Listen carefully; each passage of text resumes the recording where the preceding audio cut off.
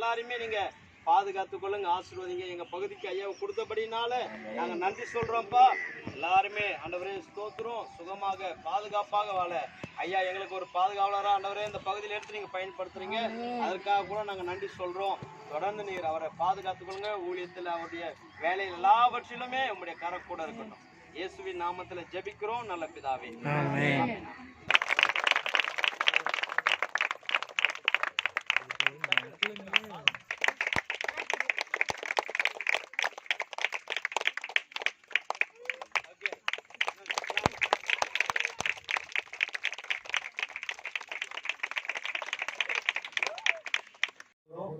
அதனால நன்றி வந்திருக்கிற எல்லாருக்கும்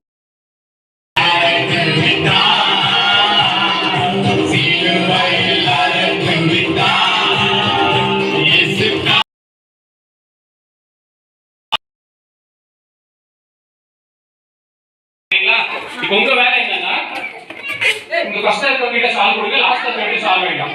அந்த ஃபர்ஸ்ட் இருக்கவங்க சால்வ் வேண்டாம், மற்ற 5 பேருக்கு சால்வ் இருக்கும். நீங்க சால்வ் கொடுத்துருக்காங்க, பாஸ் பண்ணிடுங்க. பாஸ் பண்ணுங்க. ஓகே, ஃபர்ஸ்ட் இருக்கவங்க சால்வ் வேண்டாம். இப்போ என்ன பண்ணணும்னா நீங்க என்ன பண்ணுங்க, முன்ன இருக்கவங்க கடை கட்டுங்க ஃபர்ஸ்ட் நீங்க.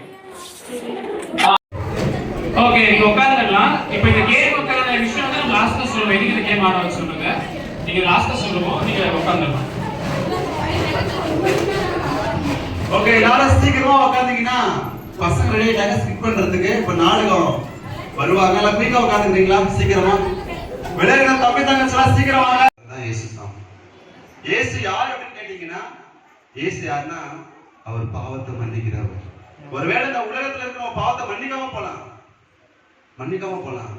ஆனா நீங்க இயேசுவை தேடி வந்தீங்கன்னா சரியா பாருங்க, சிலுவை இருக்கு இல்லையா? நீங்க இயேசுவை தேடி வந்தீங்கன்னா என்ன தெரியுமா நடக்கும்? உங்க பாவம் எல்லாம் பாருங்க, அடே பாருங்க, உங்க பாவம் எப்படி தெரியுமா மாறும்? கை தட்ட மாட்டீங்களா?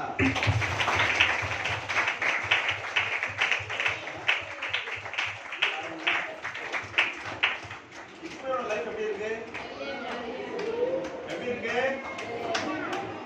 நீங்க என்ன சொன்னீங்க? கீழே தூக்கி போட சொன்னீங்க. ஒரு தப்பு செஞ்ச உடனே பாவம் செஞ்சு என்ன பண்ணீங்க? நீங்க என்ன சொன்னீங்க? தூக்கி போடாதீங்க. ஆனா ஏசப்பா அப்படி இல்லைங்க. யாரால நம்ம வெறுக்கப்படுறோமோ, யாரால ஒதுக்கப்படுறோமோ, நம்ம அனாதையாக்கப்படலாம், தனிமையா இருக்கலாம், கஷ்டத்துல இருக்கலாம், கண்ணீர் இருக்கலாம், எப்படியாப்பட்ட பிரச்சனை இருந்தாலும் உங்க பிரச்சனையை மாற்றுவதா யாருன்னா இயேசு சாமி. வேற யாரும் இல்ல.